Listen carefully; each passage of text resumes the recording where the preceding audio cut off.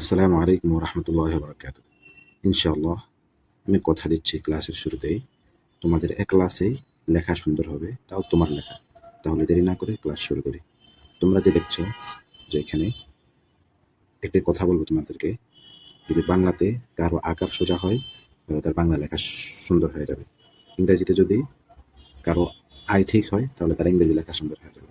যদি আরবিতে কারো আলিফ ঠিক হয় তাহলে তার আরবি লেখা সুন্দর হয়ে যাবে। তার আগে তোমাদেরকে আমার একটা পরিভাষার সাথে পরিচয় করিয়ে দিই। আকার কাকে বলে, আই কাকে বলে, আলিফ কাকে বলে। আমি আজকে শুধু যেহেতু বাংলা ক্লাস নিয়ে আলোচনা করবো, এই জন্য আমি শুধু বাংলা আকার কাকে বলে এটা নিয়ে আমরা বলবো।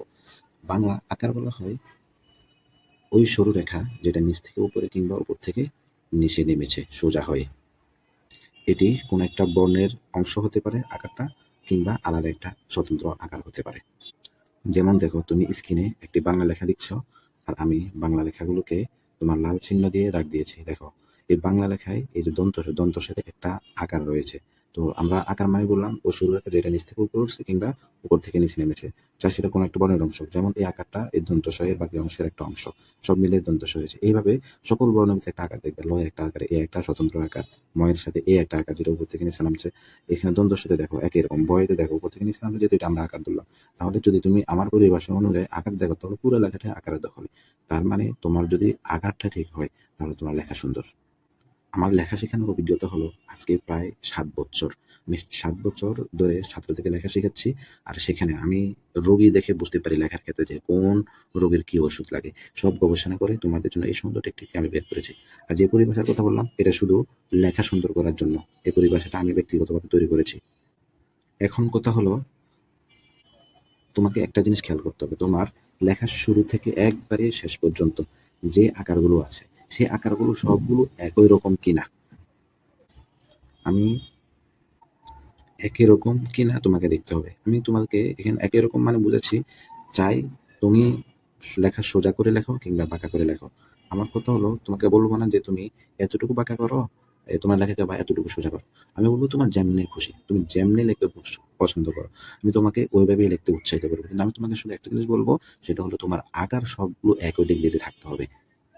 একই ডিগ্রিতে থাকতে হবে মানে, দেখো এখানে আমি একটা চাঁদা আঁকলাম, যে চাঁদা পুরো 360 ডিগ্রি আঁকলাম, কিন্তু আমি এখানে হিসেব করলাম শুধু 0 থেকে 180 ডিগ্রি। তো আমার কথা হলো, এখানে আমি তিনটা লেখা লিখেছি, একটা ইসলাম, একটা হচ্ছে মাসলাম, আর একটা হচ্ছে ইসলাম। এই তিনটা দেখো, আমার প্রথম ইসলাম যেটা মাঝখান বরাবর ইসলাম, এটা হলো 90 ডিগ্রি।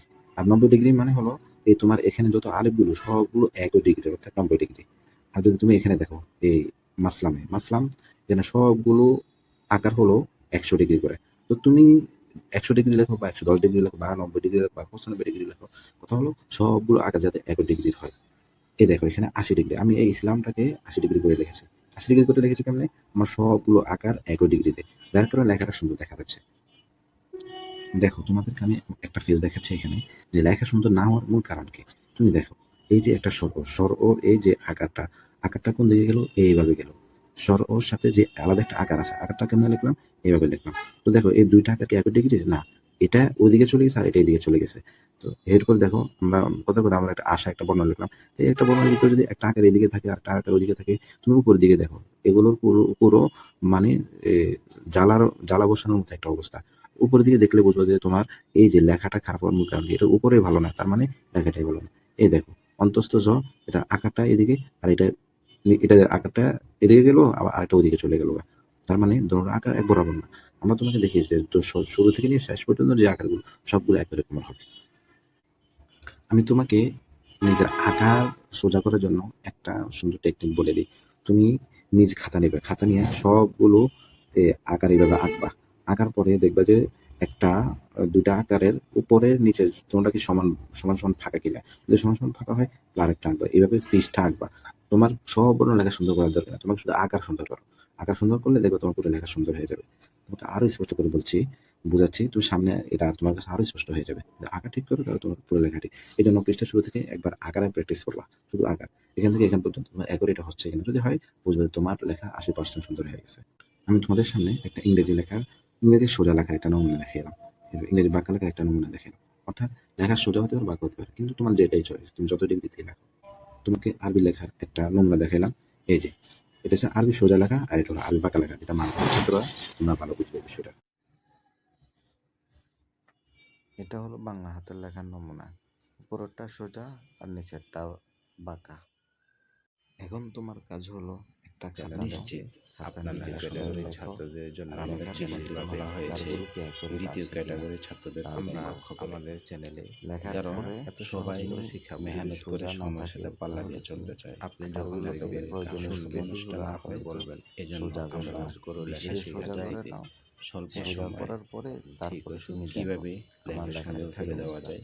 যদি যদি আমরা দেখো গবেষণা করে পরিবর্তন সহজে হয়েছে, একটা সুন্দর আপনার হয়েছে, বয়স তাহলে 10 হোক সহজ পদ্ধতি বের করে বুঝবা আসেন যে যার দ্বারা আসলে কোনো কথা অতি আমাদের তাড়াতাড়ি লেখা আমরা সুন্দর এমন করা লেখা যদি এত সম্ভব। সহজে কিন্তু উপস্থাপন আমরা তখনই এমন গেলে ভাবে কিছু শিখাবো ভুল থাকার ইনশাআল্লাহ কারণে তখনই আমাদের বুঝবে লেখাটা এমন হচ্ছে করতে না। কেউ শিখায় না একটু এমন আমরা করতে কেউ ধারাবাহিকভাবে বলে আমাদের বাংলা হাতের লেখা খেয়াল কোর্স করে পরিচালিত চেষ্টা করুন করবো। আমাদের ইনশাআল্লাহ আমাদের আল্লাহ সাথে তাআলা থাকলে সাবস্ক্রাইব করে রাখুন।